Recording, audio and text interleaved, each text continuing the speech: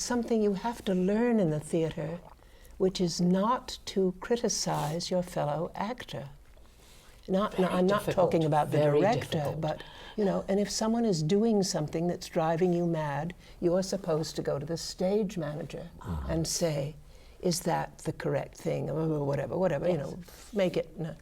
Because otherwise you have this strange feeling that while you're acting, a critic is watching you. And it's, you know, the freedom of being able to do what you've rehearsed and just picking it up from the other actor is so wonderful.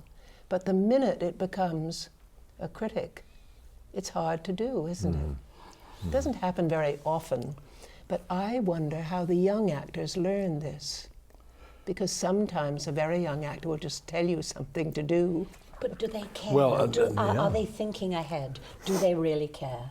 I don't know. I don't think they know what Marian knows. But there's sort of a way of behaving in the theater, you know. No, and also the other thing about nowhere Gielgud, to learn it, darling. No. Nowhere to learn it. No, except in the theater, yes. right?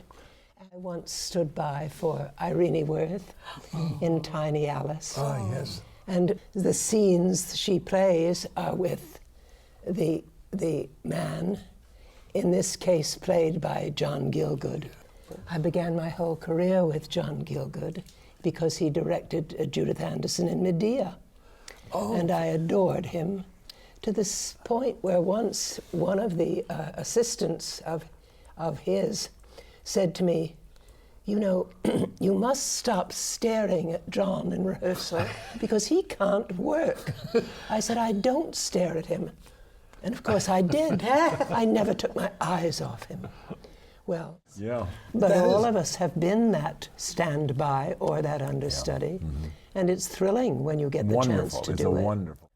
And when you're young, you don't trust that what you've got is enough. People say, well, just...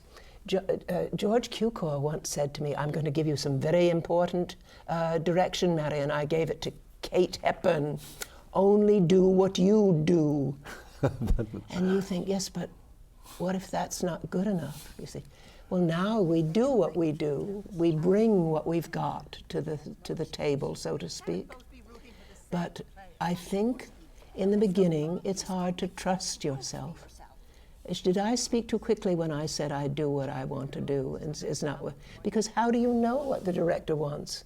The director probably hasn't even spoken to you. Some assistant has said, come on in here. Quite often. It gives you a sense of belonging to the New York theater community that's wonderful. And then when the 8 years on Broadway were over, I felt bereft.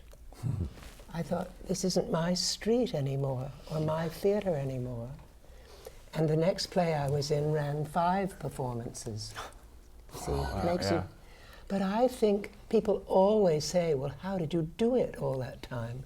Well, there's a wonderful phrase that William Gillette, a great American actor, said. He played Sherlock Holmes for years and years. And people would constantly say to him, how can you play the same part? And he would say, the important thing in the theater is the illusion of the first time. Once you've heard that phrase, you can never forget it. The audience has never seen it, and you are not supposed to have lived it before. Just remember that, and you do it. We find out as we grow older that other people's lives, not necessarily theater lives or actors' lives, are very like ours. There's no profession where it's easy. It's not supposed to be easy. Then it better be love the art, love the theater. Want to be there,